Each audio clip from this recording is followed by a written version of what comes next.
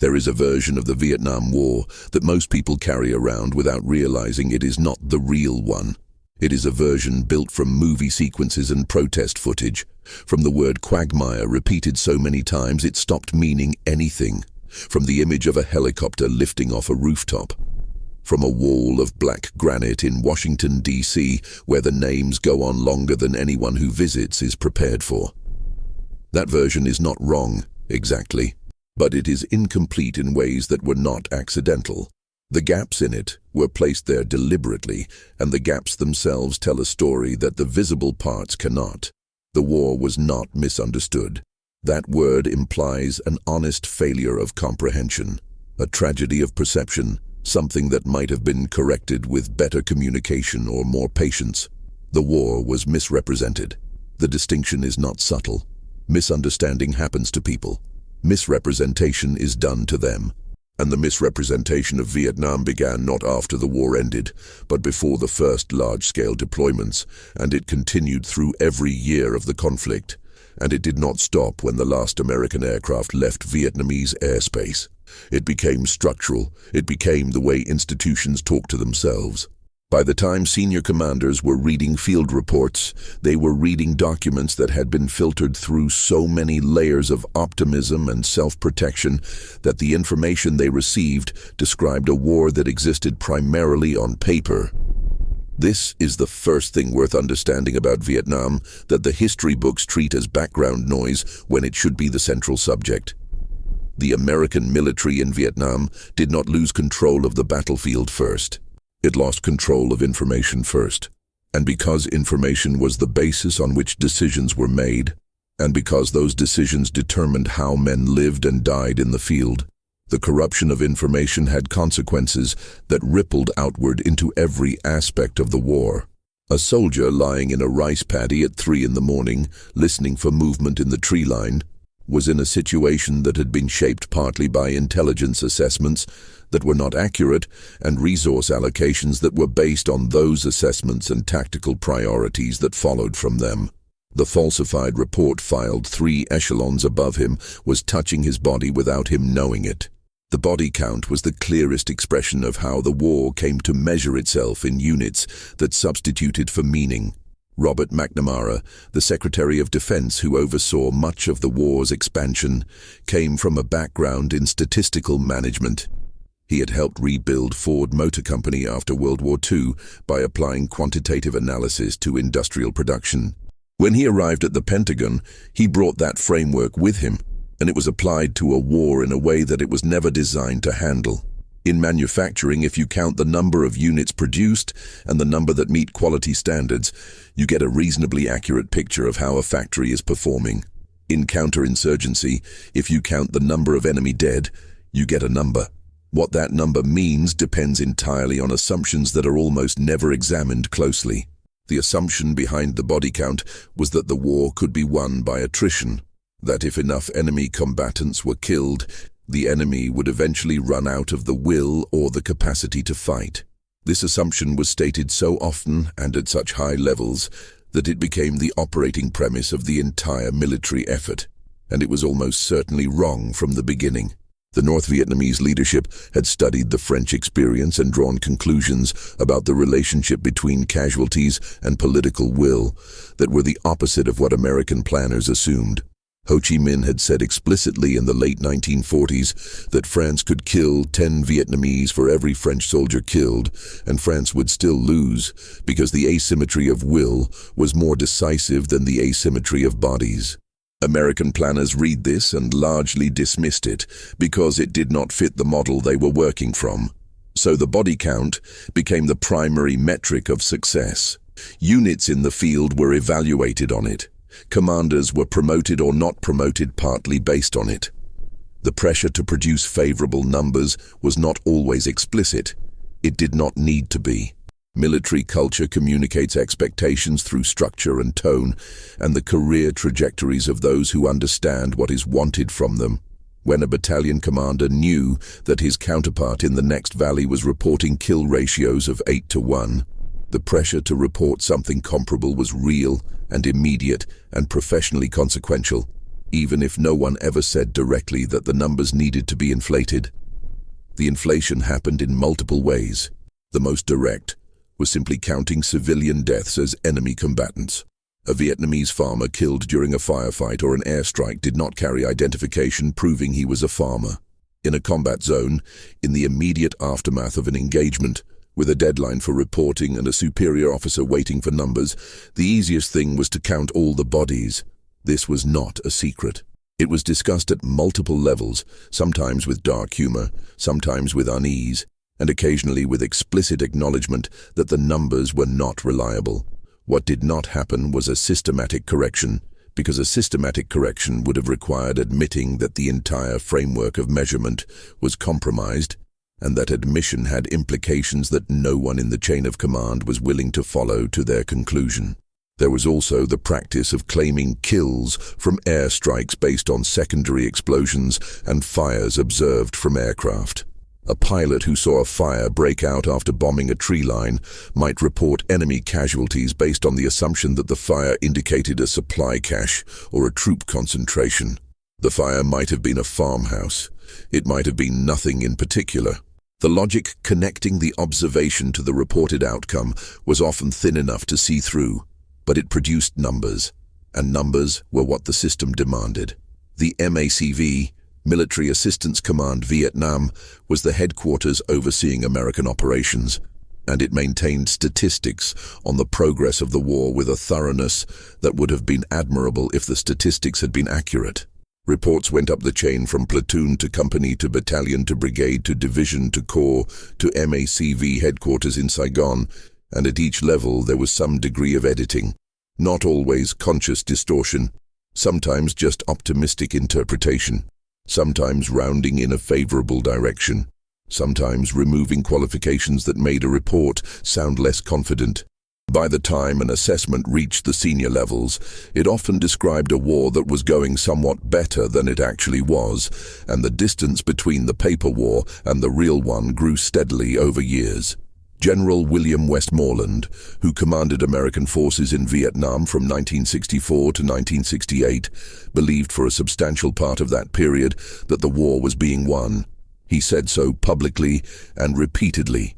He returned to Washington in 1967 and told Congress that there was light at the end of the tunnel, a phrase that became one of the most enduring ironies in American military history, because within 4 months the Tet Offensive began, and the tunnel turned out to be considerably longer than anyone in the official version of the war had acknowledged.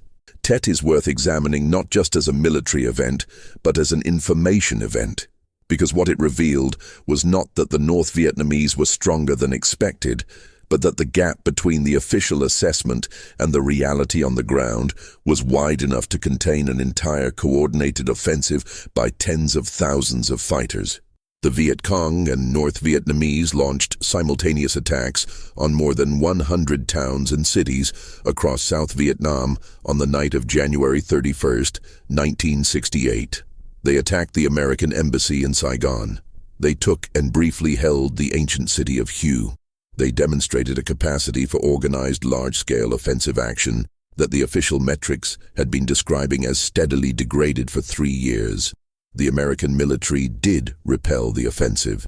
In purely military terms, Tet was a disaster for the Viet Cong, who suffered catastrophic losses and never fully recovered as an independent fighting force. But the political and psychological consequences were the opposite of what the military outcome might have suggested. The American public had been told the war was being won. The images on their television screens showed otherwise. The credibility gap, which had been widening throughout the mid-1960s, opened into something that could not be managed by press releases and optimistic briefings. What is less commonly examined is the internal reaction within the military. The people who had been filing those optimistic reports did not all suddenly acknowledge that the reports had been misleading. Some did. The Tet Offensive produced a genuine reckoning among a subset of American officers who understood what it meant. But others interpreted it primarily as a public relations problem, a failure to manage the narrative rather than a failure to accurately describe conditions on the ground. This distinction matters enormously because it determined whether the lesson learned was about the reality of the war or about the presentation of it. The Phoenix program represents a different order of institutional difficulty. It was a counterintelligence and pacification effort run jointly by the CIA and the South Vietnamese government, designed to identify and neutralize the Viet Cong infrastructure, meaning the political and administrative networks that sustained the insurgency at the village level. The program's architects believed, not unreasonably, that the guerrilla war could not be won purely through military engagement, because the guerrillas drew strength from an administrative and political structure that conventional military operations could not easily reach. Neutralizing that structure required different methods. The methods included capture, defection programs, and assassination. This was known at the time to senior American officials, though the word assassination was not used in official communications. The program operated through provincial reconnaissance units, which were paramilitary teams that went out at night and either brought targets back or did not. The distinction between intelligence-driven targeted operations and something closer to a death squad program depended almost entirely on the quality of the intelligence being used and the accountability of the people running the operations on the ground. Both of those variables were inconsistent at best. The figures reported for Phoenix were extraordinary. By some official tallies, the program neutralized tens of thousands of members of the Viet Cong infrastructure over its operational period. But the same problems that corrupted the body count also corrupted Phoenix's statistics. Local officials and South Vietnamese military commanders, who had quotas to meet and enemies to eliminate, found Phoenix a convenient mechanism. A farmer who had refused to pay an informal local tax, a neighbor who was owed money, a family member of someone who had supported the wrong political faction years earlier. All of these could be reported as Viet Cong infrastructure and processed through the program. CIA station chiefs and American advisors in some provinces pushed back against this. In others, they did not. The program was not uniformly criminal, and it was not uniformly effective. It was inconsistent in ways that its structure made almost inevitable. William Colby, who ran Phoenix and later became CIA director, defended the program for the rest of his life and consistently distinguished it from indiscriminate killing. His defense was not dishonest. There were parts of the program that operated with genuine discipline and produced real intelligence value. But the aggregate picture was murkier than any official account acknowledged, and the testimony of Vietnamese who lived through it suggests that the program's impact on the civilian population was substantially more damaging than the official assessments recorded.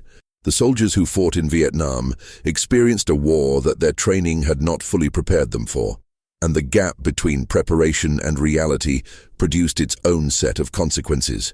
The army of the late 1950s and early 1960s had been built and trained primarily for large-scale conventional warfare in Europe, a confrontation with Soviet armored formations that would involve massed fires and deliberate advances, and a relatively clear geographic and political framework. Vietnam was the opposite of that in almost every particular. There was no front line. There was no territory that once taken stayed taken. There was no clearly identifiable enemy force that could be fixed in place and destroyed.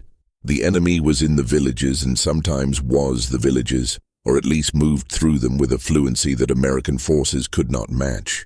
The tour of duty system was one of the institutional decisions that shaped the individual experience of the war in ways that have received less attention than they deserve. American soldiers served one-year tours in Vietnam, after which they rotated home. The system was designed partly to distribute the burden of combat service more widely across the Army's personnel base, and partly to limit the psychological damage of extended combat exposure.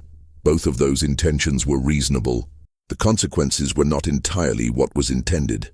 A unit that had been in the field for 8 months and had developed the tactical intuition and mutual trust that come with sustained shared experience would have a portion of its experienced personnel rotate home and be replaced by soldiers who were new to the country, new to the specific terrain, new to each other.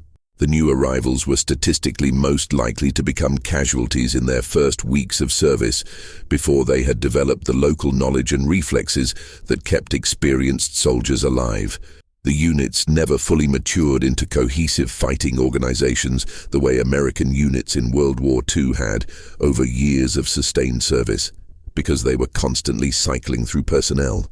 What this meant at the individual level was that soldiers formed intense bonds with the specific people around them and a more limited identification with the larger war effort, because the larger war effort was an abstraction that kept changing while the man next to you was immediate and real. The psychological literature on Vietnam veterans began accumulating in the early 1970s and continued for decades, and what it showed was damage of a kind and scale that the military had not prepared for, and did not, for a long time, fully acknowledge. Post-traumatic stress was not recognized as a clinical diagnosis until 1980, and the delay was not simply a matter of psychiatric knowledge catching up. There was institutional resistance to acknowledging that the war had caused psychological injuries on a mass scale, because that acknowledgement had implications for how the war should have been fought and how the men who fought it should have been treated. The pattern of substance abuse that emerged in Vietnam was partly a consequence of availability and partly a consequence of the specific psychological conditions the war created. Heroin became widely available in Vietnam in the late 1960s, introduced through networks that were never fully traced, and in some accounts were connected to the same supply chains that funded certain anti-communist political factions that the United States was supporting. The use of heroin among American troops became significant enough by 1970 and 1971 that it could not be managed through normal disciplinary channels. Nixon declared drug abuse a national emergency, and the Army implemented urine testing for departing soldiers, which created the perverse incentive for heroin users to switch to other substances in the weeks before rotation home, since heroin clears the system faster than marijuana. The testing caught many users and missed many others, and did not address the conditions that had made narcotics attractive in the first place.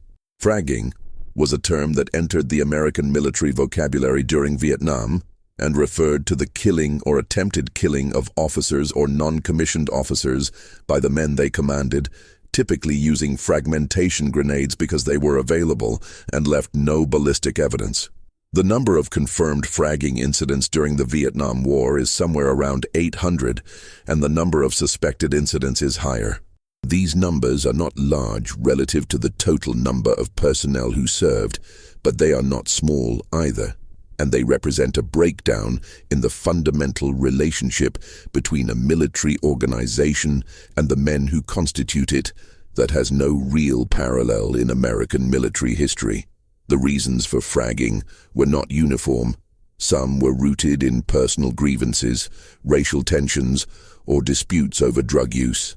But a significant number were explicitly connected to battlefield leadership, specifically to officers who were seen as putting their men in unnecessary danger in pursuit of body count numbers or favorable fitness reports.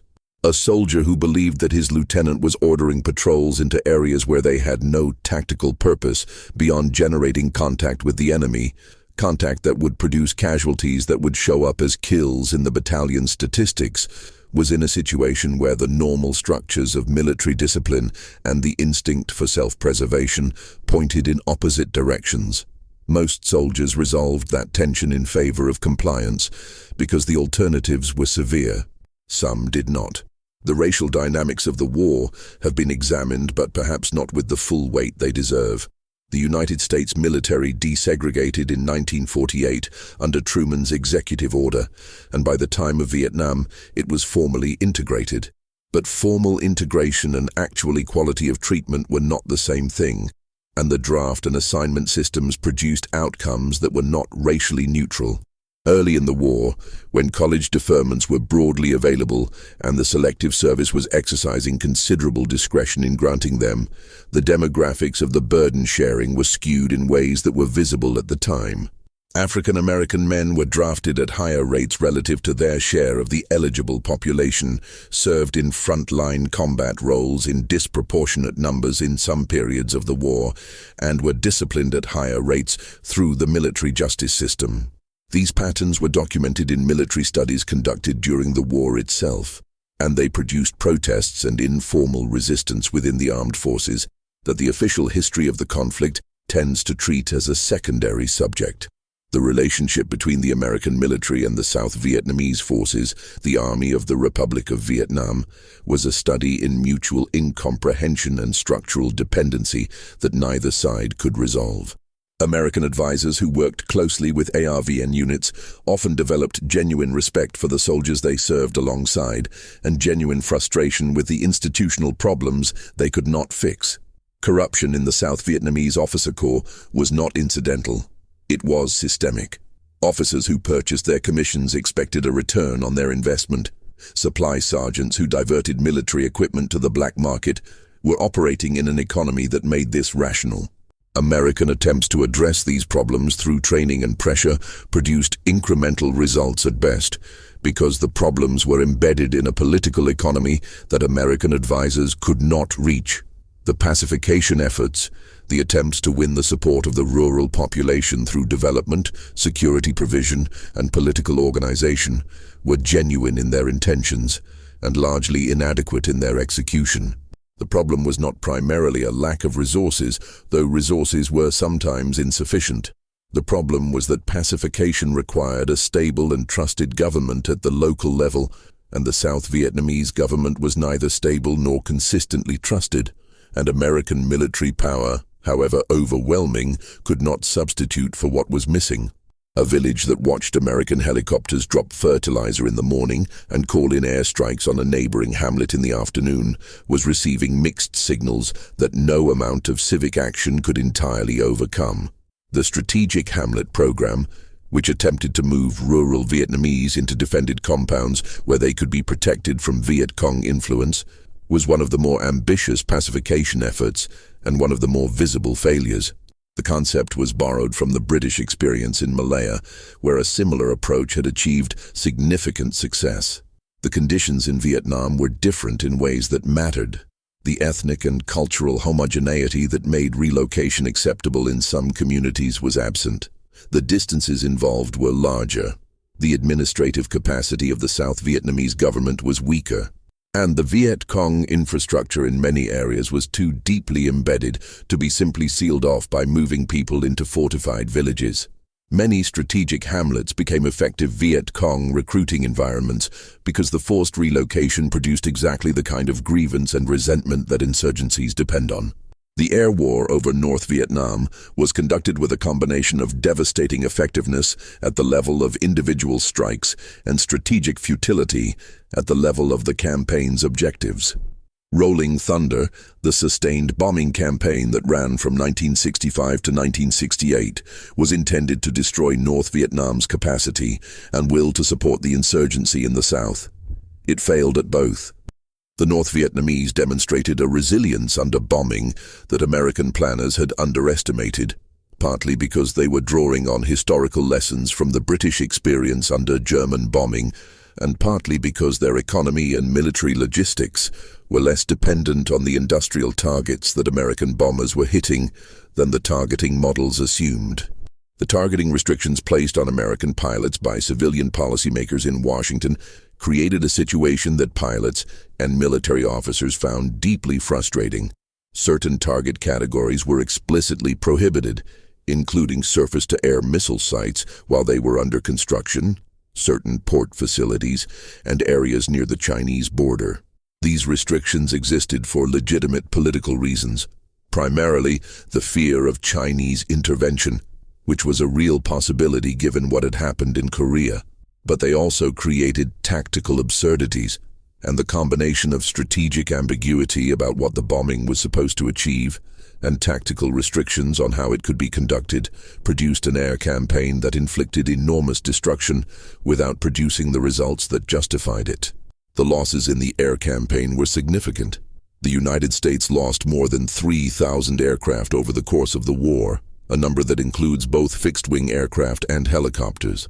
Many of the pilots who were shot down became prisoners of war, held primarily at facilities in Hanoi. Their treatment under captivity ranged from brutal to simply harsh, and the torture applied to some of them, particularly in the early years before a degree of stability in the treatment regime developed, produced confessions and statements that were used as propaganda.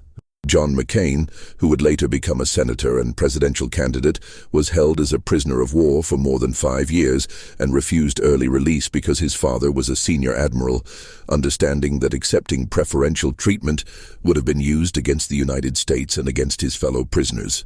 The prisoners of war occupied a particular position in the American domestic politics of the war, especially after 1969, when the Nixon administration began emphasizing their situation as a way of maintaining public support for continued involvement. The POW and MIA issue, missing in action, became emotionally powerful beyond what the numbers alone would have suggested, partly because it allowed supporters of the war to frame continued American involvement as a humanitarian obligation rather than a strategic choice. The families of missing men were organized and supported in ways that served political purposes, and some of them understood this, and some did not. The Cambodian incursion of 1970 is an instructive case of how the logic of the war generated its own momentum, independent of political decisions made at the highest levels. The decision to send American and South Vietnamese ground forces into Cambodia was presented publicly as a response to North Vietnamese use of Cambodian territory as a sanctuary and supply base, which was accurate as far as it went.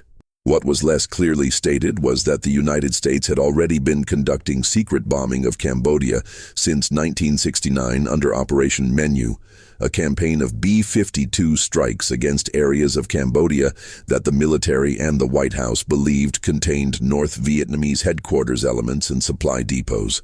The secret bombing was kept secret through falsification of official records. Pilots filed false strike reports showing targets in South Vietnam. The actual targets were in Cambodia. A dual reporting system was maintained, with the real records kept separate and the false records filed through normal channels. The people who knew about this were a relatively small circle of senior officers and officials. The people who did not know included most members of Congress, who were responsible under the Constitution for authorizing the expenditure of public funds and the deployment of military force. This was not a minor procedural irregularity. It was a systemic deception of the legislative branch by the executive, and it contributed to the political crisis that eventually produced the War Powers Resolution of 1973, the first significant legislative attempt to place procedural constraints on presidential war-making since the country's founding. The Cambodian operation did find and destroy significant quantities of supplies and equipment. It also destabilized Cambodia in ways that contributed to the eventual rise of the Khmer Rouge, though the degree of American responsibility for that outcome is genuinely contested among historians and depends partly on how one weighs the relative importance of different causal factors in complex political processes. What is not contested is that the bombing of Cambodia killed substantial numbers of Cambodian civilians, that the scale of the bombing was significantly larger than was publicly acknowledged at the time, and that the falsification of records made genuine accountability for those deaths essentially impossible. My lie is the atrocity that American audiences know. The massacre of several hundred Vietnamese civilians, including women, children, and elderly people, by soldiers of Charlie Company, 1st Battalion, 20th Infantry on March 16, 1968, became the most extensively documented war crime of the Vietnam conflict and one of the most thoroughly examined military atrocities in American history. The trial of William Calley, the platoon leader convicted of murdering 22 civilians, produced a guilty verdict that was commuted by Nixon and produced a public reaction that was, in many ways, as disturbing as the original crime. Significant portions of the American public viewed Calley sympathetically, as a scapegoat for a war that everyone in it was guilty of in some degree, or as a soldier doing what soldiers have to do, or as a victim of selective prosecution in a war where far worse things happened without consequence. That last reaction had the most truth in it, and it pointed to the uncomfortable reality that My Lai was not a singular event in a war otherwise conducted according to rules of engagement. The available evidence suggests that civilian casualties resulting from military operations, ranging from deliberate killing to indiscriminate firepower to accidents of proximity, were endemic throughout the war. The Tiger Force, a long-range reconnaissance patrol unit of the 101st Airborne Division, operated for months in 1967, engaged in conduct that investigators who examined the case decades later described as systematic war crimes, including the killing of civilians, the mutilation of bodies, and the collection of ears as trophies. The Army investigation was shelved. The unit was disbanded, but its members were not prosecuted. The Free Fire Zone concept, by which certain geographic areas were designated as areas where any person present could be treated as hostile and engaged without additional authorization, was legally and morally problematic in a way that was recognized at the time by some of the officers implementing it. In theory, free fire zones were areas from which the civilian population had been evacuated and warned. In practice, the evacuation was often incomplete. The warning systems were imperfect, and people who had nowhere else to go remained in areas that had been designated as zones where they could be killed on sight. The death of civilians in free fire zones was categorized differently in operational reports than the death of civilians in nominally protected areas, which meant that the system of classification itself helped conceal the scale of civilian harm from those who were receiving the reports. Agent Orange and the other herbicides used in Operation Ranch Hand, the sustained defoliation campaign, represent a category of long-term harm that was not primarily about combat, but about the slow erosion of health in populations and in the soldiers who handled and were exposed to the chemicals. The military had internal data suggesting that dioxin, a byproduct of the manufacturing process for Agent Orange, was toxic. That data was known to some officials at some levels at some points during the campaign. The public response when the extent of the health consequences became clear was characterized by institutional denial that stretched over decades. The Vietnamese government's subsequent estimates of health effects from herbicide exposure included cancers, birth defects, and immune disorders affecting millions of people over multiple generations. American veterans who developed cancers and other conditions linked to dioxin exposure fought for recognition and compensation for decades. The manufacturers, Dow Chemical and Monsanto among others, settled civil litigation without admitting liability. The official acknowledgement of the problem came slowly and partially and was shaped throughout by the financial and legal exposure that full acknowledgement would have created. The anti-war movement in the United States is often presented as a largely student phenomenon, as college campuses and protest marches and the 1968 Democratic Convention. This framing is not wrong, but it obscures the degree to which resistance to the war came from within the military itself. The Vietnam Veterans Against the War was an organization of men who had served in the conflict and who organized publicly to oppose it, culminating in the Winter Soldier investigation in 1971, at which veterans testified about atrocities they had witnessed or participated in. John Kerry's testimony before the Senate Foreign Relations Committee that year, describing systematic war crimes in language drawn from those hearings, produced a political firestorm that continued to shape his career and public image for the next 30 years. The GI anti-war movement was broader than the organized veterans groups. Underground newspapers circulated on military bases. Soldiers refused orders. Legal challenges to deployment were filed in military and civilian courts. Officers reported being unable to control their units. The readiness of the American military declined measurably over the course of the early 1970s as the combination of drug use, racial tension, anti-war sentiment, and the simple exhaustion of an institution that had been stretched beyond sustainable limits produced what some military historians have called a crisis of discipline without parallel in the modern American military. The army that left Vietnam was institutionally damaged in ways that took a generation to repair, and the reforms that ultimately restored it, the end of conscription, the development of the all-volunteer force, The doctrinal revolution of the late 1970s and early 1980s were in significant part a response to what Vietnam had done. The Pentagon Papers, the classified history of American decision-making in Vietnam, commissioned by McNamara and leaked to the press by Daniel Ellsberg in 1971, revealed the internal record of how American involvement had expanded, how the justifications offered publicly differed from the assessments made privately, and how decision-makers at the highest levels had understood that the war was not going as officially described. The Nixon administration's attempt to suppress publication of the papers produced one of the most significant Supreme Court decisions on press freedom in American history, and the methods used in the attempt, including the creation of a covert operations unit that called itself the Plumbers, and that subsequently engaged in the Watergate burglary, contributed to the political crisis that ended Nixon's presidency.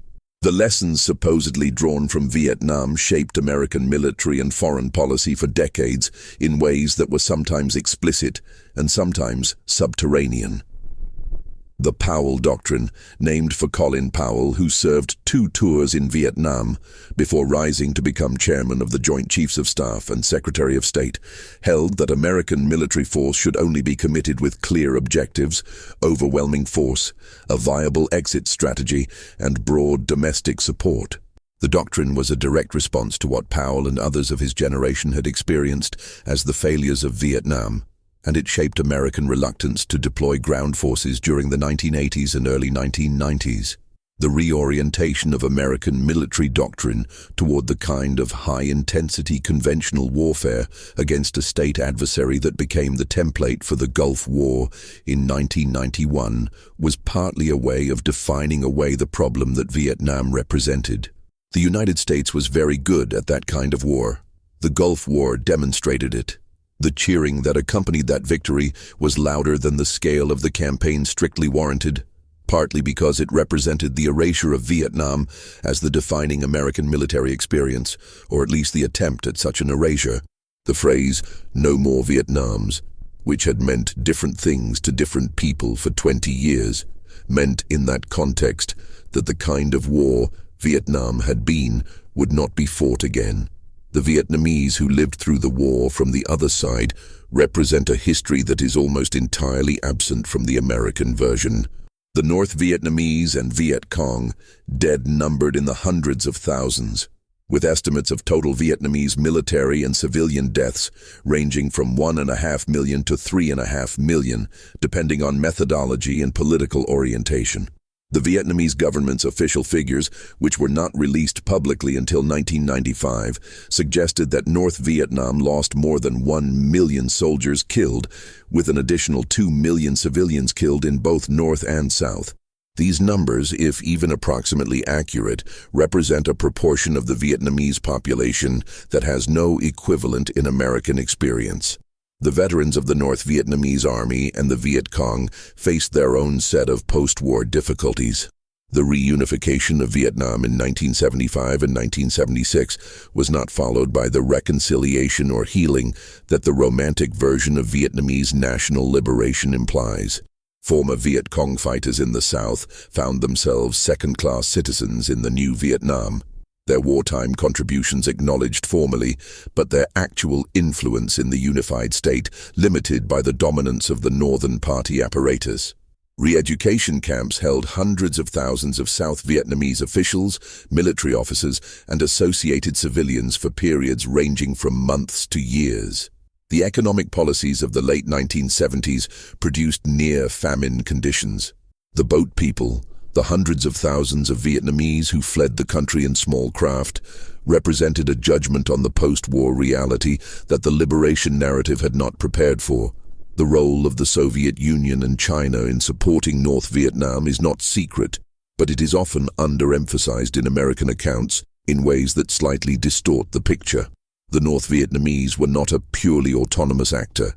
They received substantial military and economic aid from both major communist powers, though the relationship with China was complicated by historical Vietnamese distrust of Chinese intentions, a distrust that proved prescient when China invaded northern Vietnam in 1979 in a brief but bloody border war that both sides claimed to have won.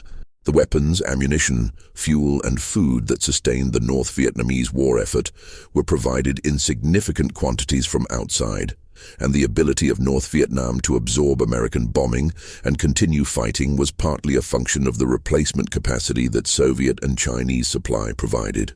None of this changes the fundamental dynamics of the conflict.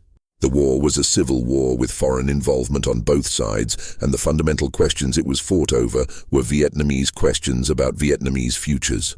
The American and Soviet and Chinese involvement shaped the scale and duration and destructiveness of the conflict without determining its outcome, because the outcome was determined primarily by factors of political will, administrative capacity, and popular legitimacy that external powers could influence at the margins, but not control. The Marine Combined Action Program was one of the genuinely innovative American approaches to the war and one of the least institutionally supported. It embedded small Marine units in Vietnamese villages, where they lived with local militia, learned the language and culture, and provided security and development assistance over extended periods. The results, by the measures that were available for evaluating them, were positive in a way that most American programs were not. Villages that had CAPI units showed lower rates of Viet Cong activity and higher rates of information sharing with American forces. The program was never scaled to the level that its proponents believed was necessary, partly because it was labor-intensive and personnel-intensive, and those resources were being used elsewhere, and partly because it did not fit naturally into the large unit war of attrition that Westmoreland was fighting. The intelligence failures of Vietnam were not simply a matter of inaccurate reporting up the chain. They were also failures of analysis, failures to ask the right questions, and failures of institutional imagination.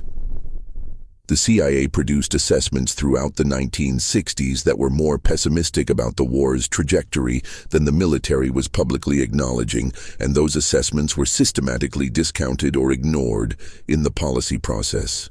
The Order of Battle dispute of 1967, in which CIA analysts argued that the actual number of enemy forces was substantially higher than what MACV's official count showed, was resolved against the intelligence analysts in a way that had direct consequences for how badly Tet surprised the American command.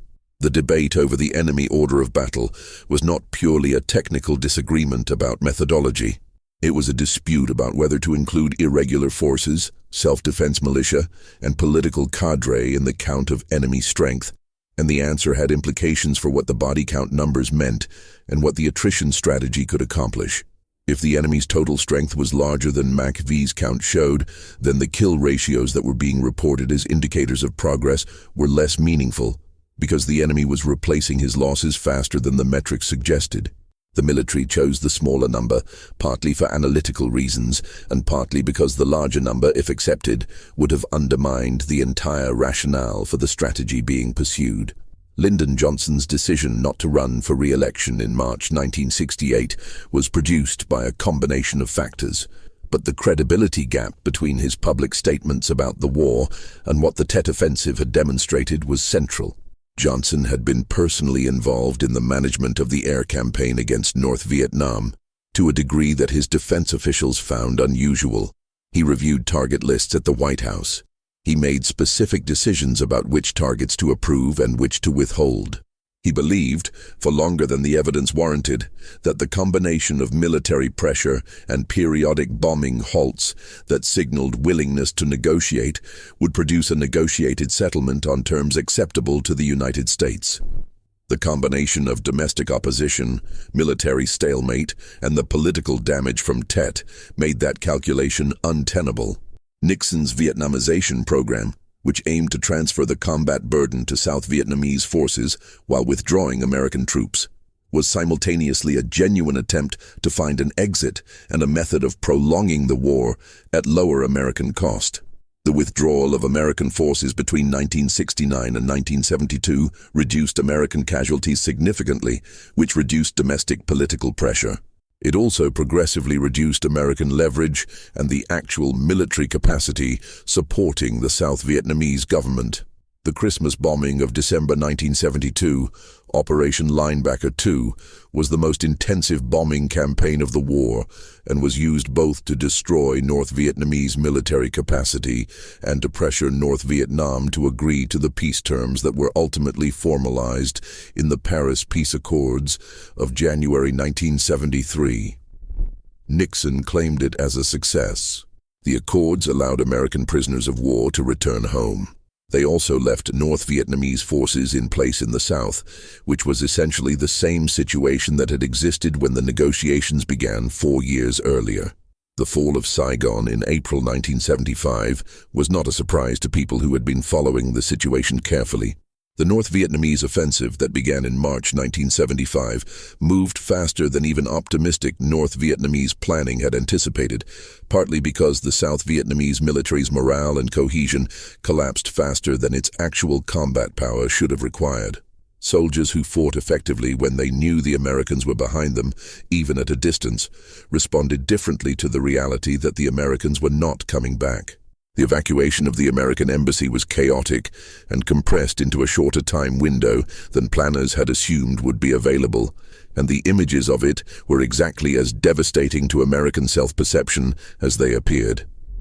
The people who were left behind were many: South Vietnamese who had worked for the American government or military and who had been promised or who reasonably expected evacuation and did not receive it, employees of American businesses and organizations, people who simply did not make it to the evacuation points in time. Some of them were later imprisoned, some were killed, some escaped years later by boat.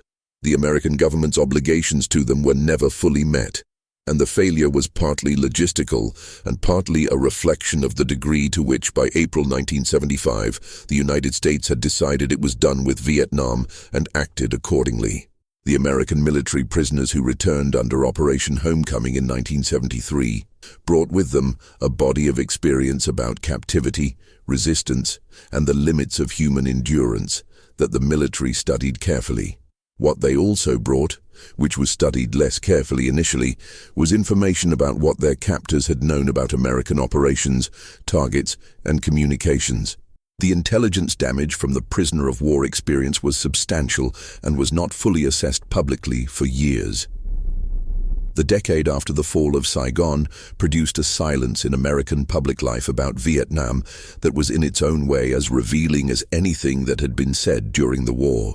Movies about Vietnam appeared, many of them excellent at depicting what the war felt like to the men who fought it, and most of them working from the same set of images and experiences and moral frameworks that positioned the American soldier as the primary subject of the war's meaning.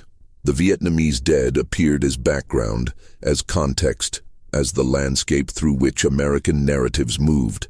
This was not unique to Vietnam. It is how American culture processes wars. But in the case of Vietnam, the selective focus had a function beyond entertainment.